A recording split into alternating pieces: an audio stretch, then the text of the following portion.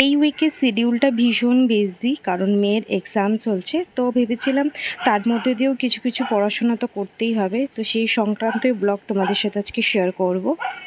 Everyone, welcome back to a new study blog. দিনের সকালবেলাতেই মেয়েকে পড়াতে পড়াতে আমি আমার কাজকর্ম সব সেরে নিয়েছিলাম। দেন ম্যাথস করেছি, ওকে দুপুরবেলা পড়তে পাঠালাম বাংলা।